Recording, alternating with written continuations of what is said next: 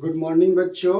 मेरा नाम सत्येंद्र कुमार गुप्ता है और मैंने फिजिक्स से एमएससी किया है और मुझे 8 साल पढ़ाने का अनुभव है।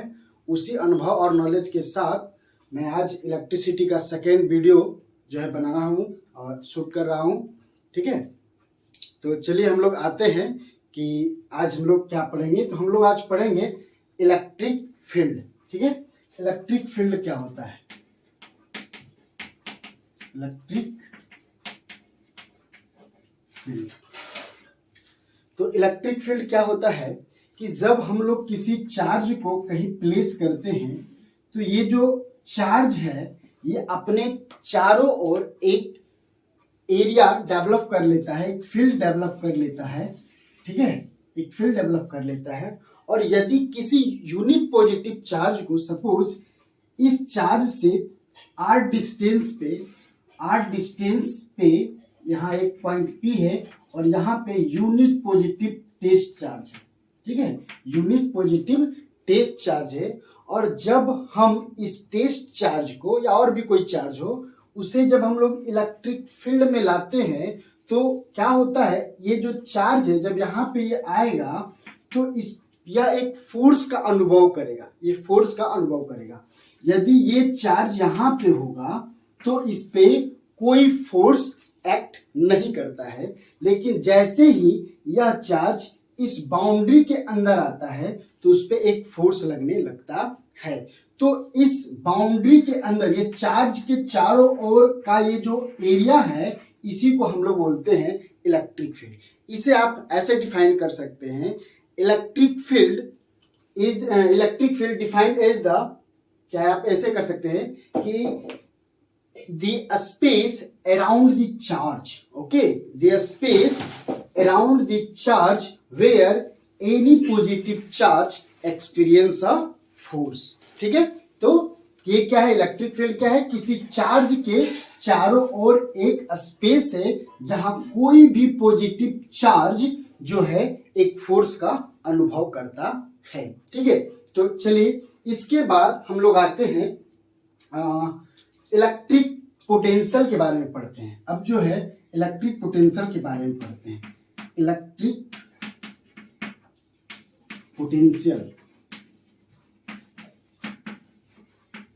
ये क्या होता है बच्चों कि जब हम लोग यही यूनिट पॉजिटिव टेस्ट चार्ज को इलेक्ट्रिक फील्ड में लाते हैं, जब हम लोग यूनिट पॉजिटिव टेस्ट चार्ज को इलेक्ट्रिक फील्ड में लाते हैं तो इस चार्ज को कुछ वर्क डन करना पड़ता है, इसकी कुछ एनर्जी लॉस हो जाती है। ठीक है, तो जो वर्क डन करना पड़ता है उसी को हम लोग इलेक्ट्रिक पोटेंशियल के नाम से जानते हैं। ठीक है, और वर्क डन क्यों करना पड़ता है ये भी आपको पता है, इस पे पॉजिटिव चार्ज है और यहाँ भी पॉजिटिव चार्ज है। जब हम इस चार्ज को यहाँ से यहाँ पे लाएंगे तो क्या होगा, उस पर रिपल्सन फोर्स लगेगा और वो फोर्स के अगेंस्ट में हम इसको यहाँ ले आ रहे हैं, जिसके कारण उसे कुछ वर्क डन करना पड़ता है। इसी को हम लोग इलेक्ट्रिक पोटेंशियल कहते हैं। अब देखेंगे हम लोग बच्चों कि यदि इस पॉइंट चार्ज को यहाँ पे लाते हैं तो इसका जो इलेक्ट्रिक वर्क डन है या जो वर्क इलेक्ट्रिक पोटेंशियल है हर एक पॉइंट से डिफाइन होता है। यानी एक यूनिट पॉजिटिव टेस्ट चार्ज को इन्फिनिटिव से इलेक्ट्रिक फील्ड में लाने में जो वर्क डन करना पड़ता है उसी को हम लोग इलेक्ट्रिक पोटेंशियल कहते हैं। ठीक है, तो यहाँ पे मान लेते हैं इलेक्ट्रिक पोटेंशियल 2 वोल्ट है। ठीक है, उसके बाद जैसे जब मान लें इस पॉइंट पे लाए तो यहाँ पे 2 वोल्ट, अच्छा इलेक्ट्रिक पोटेंशियल, ये वोल्ट क्या है, इलेक्ट्रिक पोटेंशियल का ये SI यूनिट है। ओके, और इसको फिर इस पॉइंट पे ले आए तो ज्यादा वर्क डन करना पड़ेगा, यहाँ पे कम वर्क डन करना पड़ रहा था, यहाँ पे ज्यादा वर्क डन करना पड़ रहा था। तो इसलिए हम लोग यहाँ पर कर देते हैं कि ये 4 वोल्ट है, यहाँ पे 4 वोल्ट है। यानी हर एक इस पॉइंट पे, ये पॉइंट पे जो इलेक्ट्रिक पोटेंशियल है हर एक जगह सेम रहेगा और फिर इससे थोड़ा सा भी हम लोग आगे बढ़ते हैं तो इलेक्ट्रिक पोटेंशियल और बढ़ जाता है। यानी जो ये पॉजिटिव चार्ज है इसके जितने नजदीक जाएंगे, इस यूनिट पॉजिटिव टेस्ट चार्ज को जितना नजदीक लाएंगे उतना उसे ज्यादा वर्क डन करना पड़ेगा और इलेक्ट्रिक पोटेंशियल का वैल्यू यानी हर एक पॉइंट का वैल्यू इधर में क्या होता है, बढ़ते चला जाता है। ठीक है, अब आप कहिएगा कि वर्क डन तो जूल में मेजर किया जाता है, लेकिन इलेक्ट्रिक पोटेंशियल को हम लोग क्या करते हैं कि पर यूनिट चार्ज, अभी हम लोग देखेंगे इलेक्ट्रिक पोटेंशियल का फॉर्मूला देखेंगे कि इलेक्ट्रिक पोटेंशियल को V से हम लोग डिनोट करेंगे और electric potential is equal to work done by test charge. ठीक है, या यूनिट पॉजिटिव टेस्ट चार्ज हम लोग ये कर सकते हैं कि यदि इस पॉइंट को मान लेते हैं, इस चार्ज को यानी मान लेते हैं यहाँ पे 20 कूलम्ब चार्ज है। ठीक है, 20 कूलम्ब चार्ज है और इस 20 कूलम्ब चार्ज को यहां से यहां लाने में हमें क्या हो रहा है कि 500 जूल का वर्क डन करना पड़ रहा है। तो यहाँ पे हम लोग देखेंगे कि 500 जूल का वर्क डन करना पड़ रहा है और हमारा चार्ज क्या है, 20 कूलम्ब है। तो हम लोग यहाँ पर बोले थे क्या, यूनिट पॉजिटिव चार्ज के द्वारा जितना वर्क डन किया जाता है उसी को हम लोग इलेक्ट्रिक पोटेंशियल कहते हैं। तो इसे कट करके हम लोग क्या करेंगे, ये 0 और ये 25, यानी यहाँ पे क्या होगा 25 जूल पर कूलम्ब। ओके, इसी को हम लोग वोल्ट बोल रहे हैं, जूल पर कूलम्ब को ही वोल्ट बोल रहे हैं। यानी यहां हम लोग ऐसे कर सकते हैं कि 25 वोल्ट। ठीक है, इसको हम लोग क्या बोल सकते हैं, 25 वोल्ट। ठीक है, तो इस यूनिट पॉजिटिव टेस्ट चार्ज को इलेक्ट्रिक फील्ड में लाने 20 कूलम्ब चार्ज को इलेक्ट्रिक फील्ड लाने में हमें वर्क डन कितना करना पड़ रहा है, 500 जूल का वर्क डन कर रहा है। तो हम लोग कहेंगे कि यूनिट पॉजिटिव टेस्ट चार्ज को लाने में कितना लगेगा, तो 20 वोल्ट लगेगा। ठीक है, इसके वजह तो हम लोग कट करके नीचे 1 लाने की कोशिश करते हैं। ठीक है, और जितना वर्क डन होता है उसी को हम लोग जूल पर कूलम्ब को वोल्ट में डिनोट कर देते हैं। तो यही इलेक्ट्रिक फील्ड है। और एक कंसेप्ट यहां से बच्चों समझे कि इलेक्ट्रिक पोटेंशियल क्या होता है, इस फील्ड के जो बाहर होता है उसको हम लोग इन्फिनिटी मानते हैं। इन्फिनिटी कहने का मतलब ये नहीं हुआ कि बहुत दूर। ठीक है, ऐसे होता है कि इन्फिनिटी का मतलब होता है जहां पर ये फील्ड बन रहा है उससे बहुत दूर, लेकिन हम लोग यहाँ पे क्या करेंगे कि जहां फील्ड बन रहा है इसके कंसेप्ट में, जहां फील्ड बन रहा है उससे बाहर वाले पॉइंट को ही हम लोग इन्फिनिटी मानते हैं। और इन्फिनिटी से जब कोई पॉइंट चार्ज को यहाँ पे इलेक्ट्रिक फील्ड में लाते हैं तो हमें कुछ वर्क डन करना पड़ता है। अच्छा, अब हम लोग देखते हैं, ठीक है, वो तो बात समझ में आ गई। अब क्या है, इलेक्ट्रिक पोटेंशियल का फॉर्मूला हम लोग देख लिए कि W/Q होता है। अब इलेक्ट्रिक पोटेंशियल एक स्केलर क्वांटिटी है, इट मींस दैट ये डायरेक्शन पे डिपेंड नहीं करता है। ठीक है, इसीलिए इसे हम लोग स्केलर क्वांटिटी बोलते हैं और इसका SI यूनिट वोल्ट होता है। तो वोल्ट को डिफाइन करना पड़ता है बच्चों कि 1 वोल्ट इक्वल टू क्या होता है, यानी 1 वोल्ट जूल 1 कूलम्ब, यानी कि 1 वोल्ट क्या कहलाता है, 1 कूलम्ब चार्ज को इन्फिनिटी से इलेक्ट्रिक फील्ड लाने में यदि 1 जूल का वर्क डन हो। ठीक है, 1 कूलम्ब चार्ज को इन्फिनिटी से इलेक्ट्रिक फील्ड में लाने में क्या होता है, 1 जूल का वर्क डन हो। कितना वर्क डन हो, 1 जूल। ये एकदम फिक्स क्वांटिटी है कि 1 कूलम्ब चार्ज को इन्फिनिटी से इलेक्ट्रिक फील्ड में लाने के लिए यदि 1 जूल का वर्क डन हो रहा है तो हम उसे 1 वोल्ट के नाम से जानते हैं या उसको डिफाइन करते हैं कि ये 1 वोल्ट है। ठीक है, अब हम लोग आगे बढ़ते हैं कि कुछ स्पेशल हम लोग यूनिट यूज करते हैं, जैसे 1 मिली वोल्ट। इसका मतलब क्या होता है बच्चों, 10⁻³ वोल्ट। उसके बाद 1 मिली वोल्ट हो गया, उसके बाद 1 माइक्रोवोल्ट।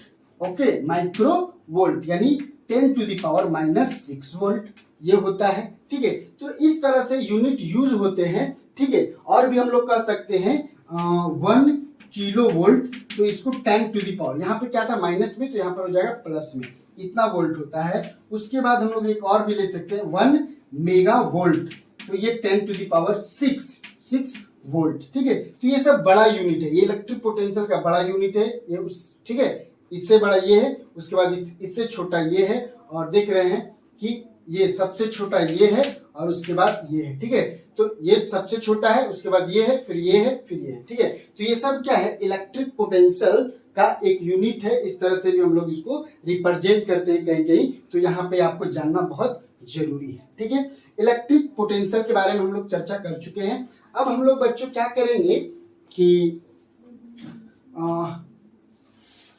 इलेक्ट्रिक पोटेंशियल डिफरेंस के बारे में चर्चा करेंगे। ओके, इलेक्ट्रिक पोटेंशियल डिफरेंस के बारे में। अच्छा, इस टोटल का पीडीएफ जो है वो वीडियो के नीचे डिस्क्रिप्शन में दिया गया है, इसलिए कोई दिक्कत नहीं है आपको, वहां से आप उसे नोट डाउन कर सकते हैं। उस पीडीएफ के माध्यम से बहुत सारा का सारा डेफिनेशन वगैरह दिया गया है उसमें, तो कोई दिक्कत नहीं है। तो चलिए हम लोग आते हैं यहाँ से समझने का प्रयास करें। ठीक है, अब क्या है इलेक्ट्रिक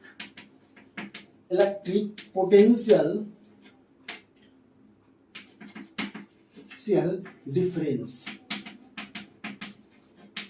डिफरेंस ये क्या होता है बच्चों? अब देखिए, इलेक्ट्रिक पोटेंशियल और इलेक्ट्रिक पोटेंशियल डिफरेंस, इसमें थोड़ा सा अंतर है, उससे आप समझने की कोशिश करें। देखिए, यदि यूनिट पॉजिटिव टेस्ट चार्ज को इंफिनिटी से इलेक्ट्रिक फील्ड में लाते हैं तो जो वर्क डन होता है, ठीक है, उसी को हम लोग क्या कहते हैं, इलेक्ट्रिक पोटेंशियल कहते हैं। लेकिन इस केस में क्या होता है कि यदि आपका चार्ज यहाँ पे ये आ गया और यहाँ पे इसका इलेक्ट्रिक पोटेंशियल 2 वोल्ट है और यहाँ पे इसका इलेक्ट्रिक पोटेंशियल क्या है कि 4 वोल्ट है, हम लोग ने फाइंड किया। अब यहाँ पे जो चार्ज है, मान लीजिए यूनिट पॉजिटिव टेस्ट चार्ज है, इसको यहां से यहां लाने में जो वर्क डन होता है इलेक्ट्रिक फील्ड के अंदर ही, ये क्या है, कंडीशन है। ठीक है, तो ये याद रखना है, इलेक्ट्रिक फील्ड के अंदर ही एक पॉइंट से दूसरे पॉइंट पे जब चार्ज ट्रेवल करता है तो भी उसको वर्क डन करना पड़ता है, और उस समय जो वर्क डन करना पड़ता है उसी को हम लोग इलेक्ट्रिक पोटेंशियल डिफरेंस के नाम से जानते हैं या उसे डिफाइन करते हैं। ठीक है, यानी यूनिट पॉजिटिव टेस्ट चार्ज को इलेक्ट्रिक फील्ड के अंदर एक पॉइंट से दूसरे पॉइंट पे जाने में जो वर्क डन करना पड़ता है उसी को हम लोग क्या कहते हैं, इलेक्ट्रिक पोटेंशियल डिफरेंस कहते हैं। यानी आप electric potential difference equal to क्या कर सकते हैं कि मान लेते हैं इसको हम लोग V1 मान ले और इसको V2 मान ले, तो V2 माइनस V1, ठीक है, और इक्वल टू क्या होगा कि W/Q। ठीक है, W/Q, ये फॉर्मूला हम लोग यहाँ पे देखते हैं। ठीक है, ये फॉर्मूला हम लोग यहाँ पे देखते हैं और इसका यूज भी हम लोग करेंगे। ठीक है, और इलेक्ट्रिक पोटेंशियल डिफरेंस भी जो है इसका भी SI यूनिट वोल्ट ही होता है और ये भी एक स्केलर क्वांटिटी है। दोनों सेम ही चीज है, बस फर्क इतना है कि इसमें क्या होता है कि फील्ड के एक पॉइंट से दूसरे पॉइंट में जाने में जो वर्क डन करना पड़ता है उसे हम लोग इलेक्ट्रिक पोटेंशियल डिफरेंस कहते हैं। लेकिन इलेक्ट्रिक पोटेंशियल क्या कहते हैं, इन्फिनिटी से एक पॉइंट चार्ज को, ठीक है, इलेक्ट्रिक फील्ड में लाने में जो वर्क डन करना पड़ता है उसे हम लोग इलेक्ट्रिक पोटेंशियल कहते हैं। अब हम लोग आते हैं कि इसको मेजर कैसे किया जाता है, ये इलेक्ट्रिक पोटेंशियल डिफरेंस हो या इलेक्ट्रिक पोटेंशियल हो, इसे मेजर कैसे किया जाता है। तो बच्चों इसके लिए एक डिवाइस होता है वोल्टमीटर। क्या होता है, वोल्टमीटर होता है। ठीक है, एक डिवाइस होता है वोल्टमीटर। ठीक है, तो इस वोल्टमीटर का ही हम लोग यूज करते हैं। यानी वोल्टमीटर है क्या, it is a device that measure the potential difference. Okay, ये इलेक्ट्रिक पोटेंशियल, इसे ये मेजर करता है वोल्टमीटर। ठीक है, और यहाँ पे अब वोल्टमीटर, और पिछले क्लास में हम लोग पढ़े थे अमीटर के बारे में कि अमीटर क्या होता है, it is a device that measure the electric current. ठीक है, तो वोल्टमीटर और एमीटर में क्वेश्चन पूछता है कि डिफरेंस क्या है, ये दोनों में डिफरेंस क्या है, तो उसके बारे में थोड़े से हम चर्चा कर लेते हैं। ठीक है, तो चलते हैं अब यहां से इसे,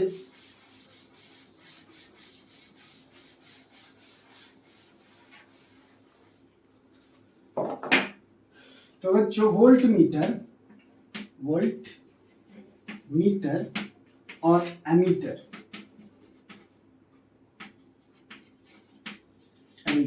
ये दोनों में डिफरेंस क्या होता है, ये क्या करता है, ये वोल्टेज को मेजर करता है यानी इलेक्ट्रिक पोटेंशियल डिफरेंस को मेजर करता है, जबकि ये क्या करता है, करंट को मेजर करता है। ठीक है, ये करंट को मेजर करता है।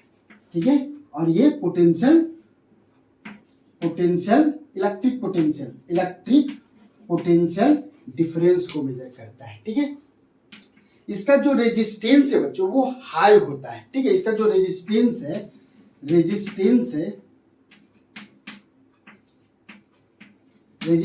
है वो आर, यानी हम लोग रेजिस्टेंस को आर से दिखाते हैं, ठीक है, आर से। तो ये क्या होता है, ये हाई होता है, रेजिस्टेंस क्या होता है, हाई होता है। और इसमें जो रेजिस्टेंस है वो क्या होता है, लो होता है, ठीक है। और इसे हम लोग क्या करते हैं कि वोल्ट मीटर को हमेशा पैरेलल सीरीज कॉम्बिनेशन में ही जोड़ते हैं, पैरेलल सीरीज में ही जोड़ते हैं। इसके बारे में हम लोग चर्चा करेंगे कि पैरेलल सीरीज और सीरीज कॉम्बिनेशन, पैरेलल कॉम्बिनेशन और सीरीज कॉम्बिनेशन एक सर्किट डायग्राम होता है, उसको हम लोग देखेंगे।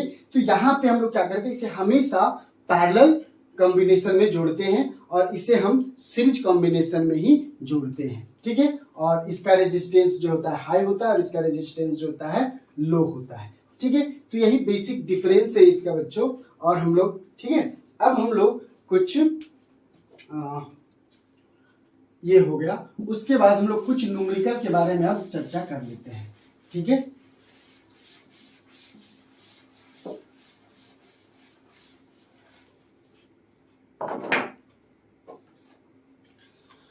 तो देखते हैं बच्चों, कुछ न्यूमेरिकल है। तो calculate the potential difference between two terminals of a battery if 100 joule of work is required to transfer 20 coulombs from one terminal to the battery of to the other, ठीक है। यानी यहाँ पे दिया क्या है, क्वेश्चन में एक क्वेश्चन है जिसमें गिवन है बच्चों, गिवन है कि जो वर्क डन है वो 100 जूल है। उसके बाद जो चार्ज है वो 20 कूलम्ब है, ठीक है। तो इसमें calculate the potential difference find करने के लिए बोल रहा है, यानी डेल भी फाइंड करने के लिए बोल रहा है बच्चों।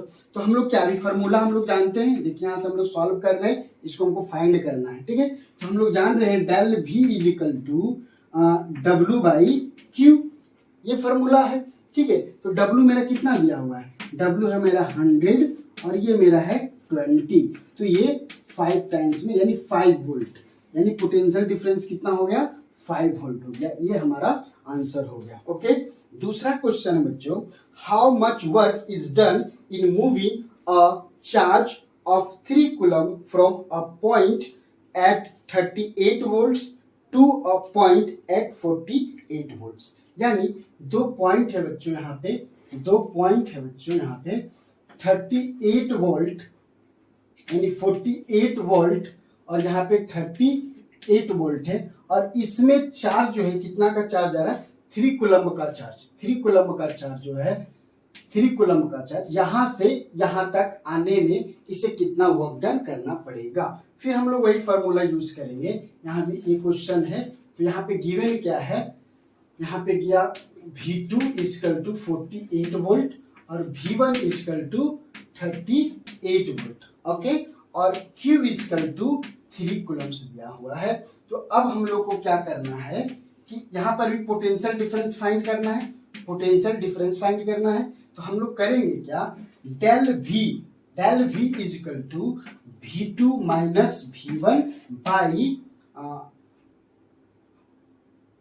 V2 minus V2 equal to W by Q, ये हम लोग लेंगे।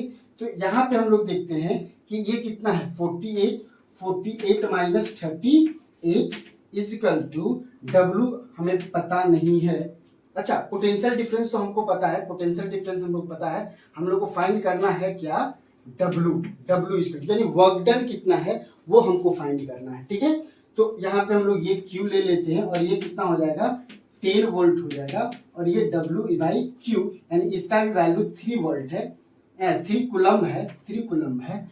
तो इसका क्या हो जाता है कि ये इधर इंटू हो जाएगा, यानी W equal to 30 joule work done करना पड़ेगा, 30 जूल वर्क डन करना पड़ेगा, ठीक है। तो यही इसका बस यही तक है। और ये बच्चों ये याद रखना, ये जो आपका है वो सीबीएसई 2015 में, ठीक है, 2015 में ये क्वेश्चन आया हुआ है। और ये तो बहुत इंपॉर्टेंट क्वेश्चन है, ये 2009, 13 और 14 में भी, ठीक है, ये 14 में भी आया हुआ क्वेश्चन है, ये वाला सीबीएसई 2009 में, 13 में, 14 में, और ये 2015 में आया हुआ क्वेश्चन है, बहुत इंपॉर्टेंट क्वेश्चन है। ठीक है, तो इसे आप 2 बार वीडियो को देख करके अच्छी तरह से समझे, वैसे तो एक ही बार में ये समझ में आ ही गया होगा। ठीक है, तो आज के लिए इतना ही, थैंक यू।